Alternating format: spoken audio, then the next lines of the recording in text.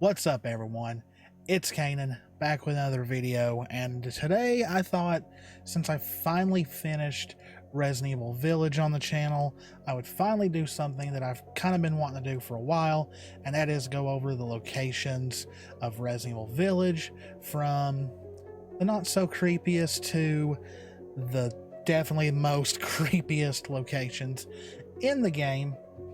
Little kind of different video than usual, but yeah, I really wanted to do this because Resident Evil Village was an amazing game.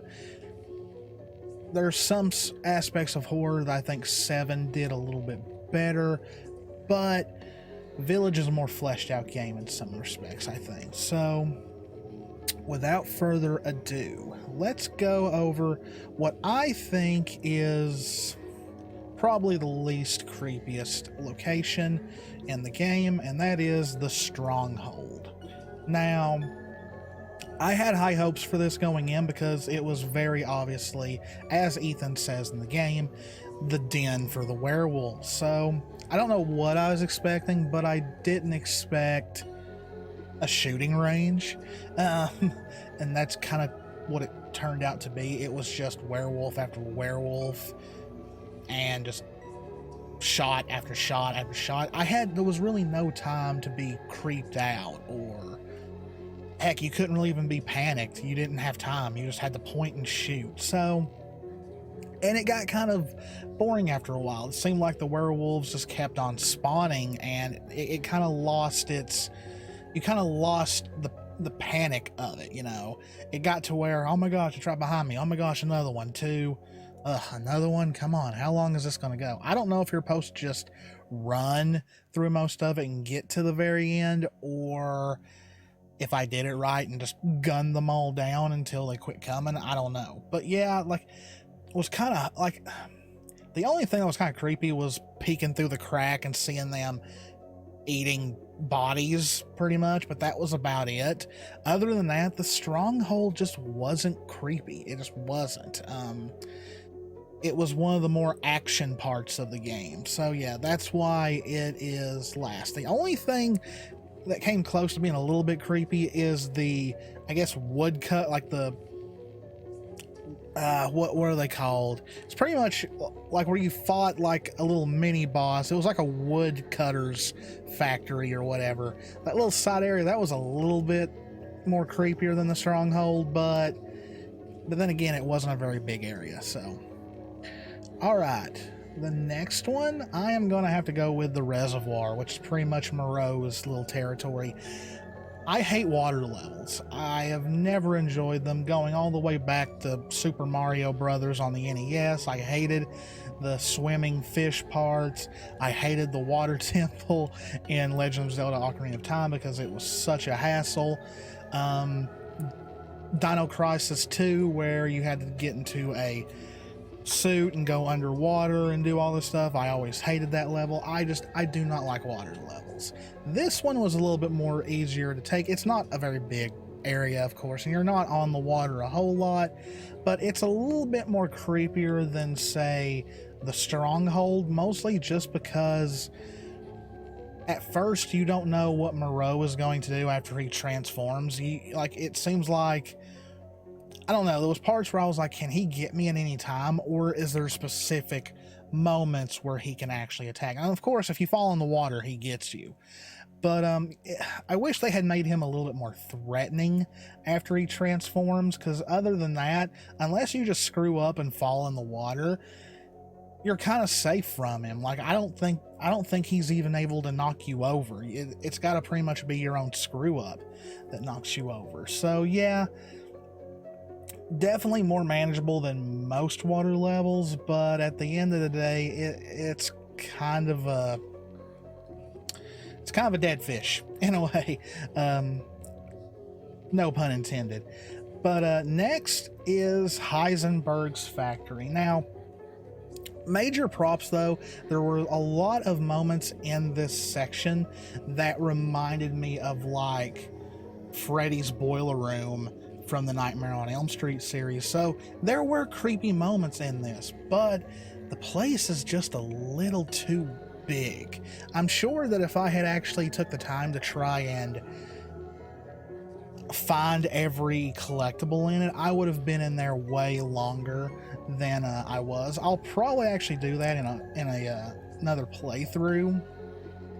But yeah, the factory, I think it suffered just from being a little too big, but there are many areas where it shines. And like, even though nothing really happens in it, the hallway that you walk through that has the glowing red light, that's a really creepy image. And like I said, it reminded me of, say, the boiler room or something you would see in a Nightmare from Nightmare on Elm Street. So yeah, and it's got a very Frankenstein's monster, Frankenstein's lair in a way, which I guess is kind of what they were going for, since Resident Evil Village pulls a lot of classic horror tropes and puts them all in. But yeah, it was kind of like, well, maybe not Frankenstein's lair, but like a laboratory of horrors. That's pretty much what it is. So yeah, pretty good scares every now and then, and a pretty good intense atmosphere. It's just a little tedious and a little too big.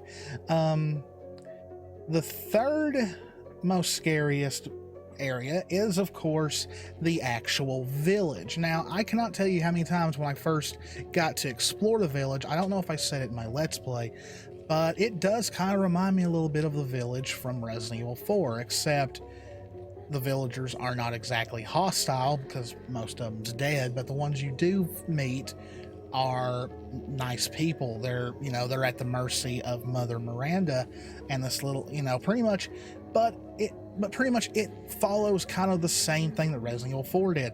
Mother Miranda is really no different in a lot of ways from Osmond Sadler. She pretty much took over the village and developed her own little cult, which Sadler did. Now, Sadler, of course, was not experimenting to try and bring back a loved one. He was just trying to take over the world. He was trying to infect the world, where Mother Miranda was pretty much using all these people to bring her daughter back, who died of the Spanish flu. So it does have a little bit of tie-ins to Resident Evil 4. Now, in Resident Evil 4, the village was one of my all-time favorite areas, and the actual village of Resident Evil Village is one of my favorite parts. I loved exploring it. And, just seeing, going into houses, knowing that actual people lived there. And the place looks very lived in. It's obviously a very poor, a lot of poverty going on in this village, despite, a big old castle being there and this factory being there. Things that could have been used to really make this village grow was kind of, used to end it pretty much.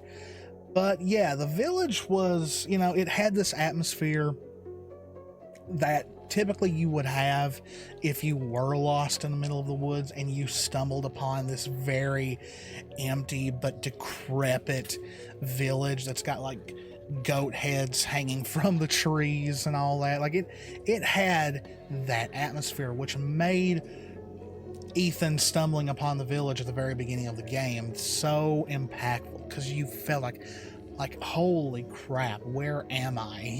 That's exactly what Ethan said pretty much, was, where am I? And yeah, so the village was very, very creepy in a lot of ways. Not like in your face scary with a bunch of jump scares, though. The lichens did kind of help with that. But the atmosphere, the tension, what happened here? When you first arrive, that's the biggest question. What happened here? Why is everyone gone? Why is everyone dead underneath this, underground and all that? Because that's where you find them after the first lichen attack is, before Ethan gets his hand bitten, is all these dead bodies, all these people that have died because of the results of these experiments. And so yeah, that's why it may not be up there with the last two, but it's definitely like it's the main driving force of the game in a way. You know, the game is called Village. This is the main hub area in a lot of ways.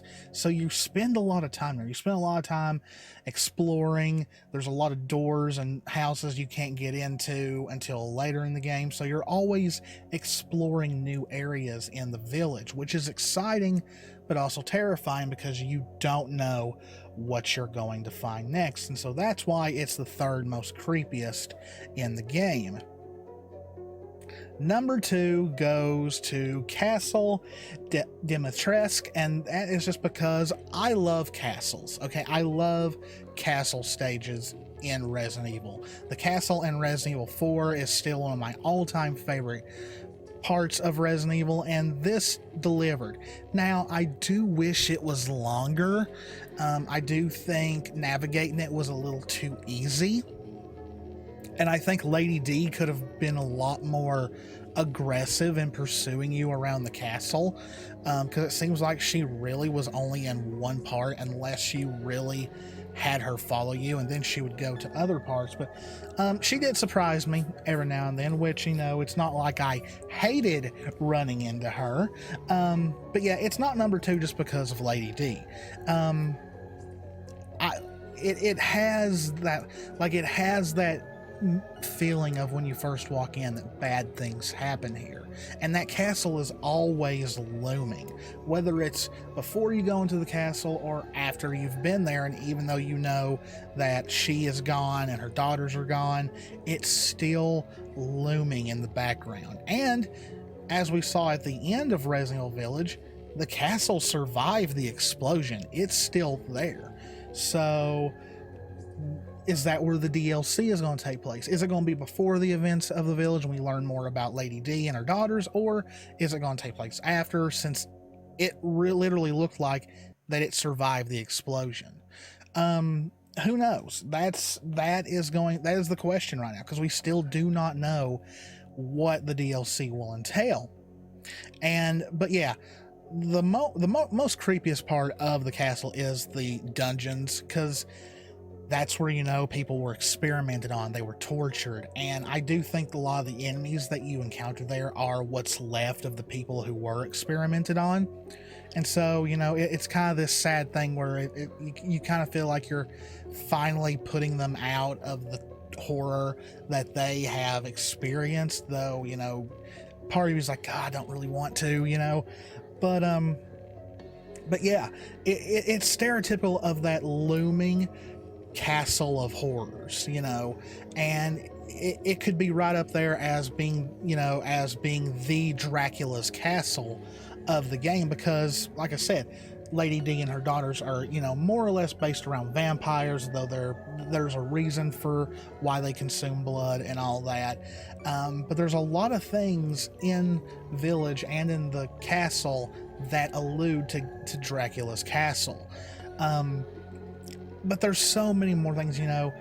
The boss fight is one of the best boss fights, in my opinion, in the game that takes place in the castle. I just wish the castle was a little bit longer. Like in Resident Evil 4, it felt like you were at that castle forever.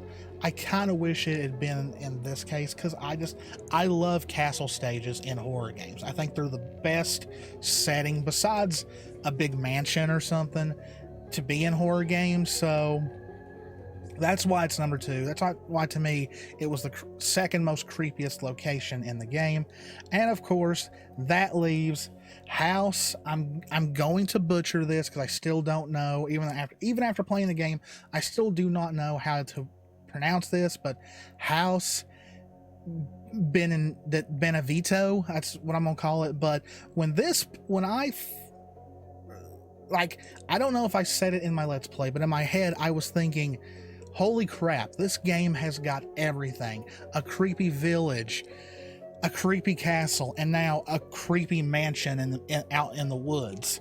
So Village hit my horror quota so many times that I was just like giddy.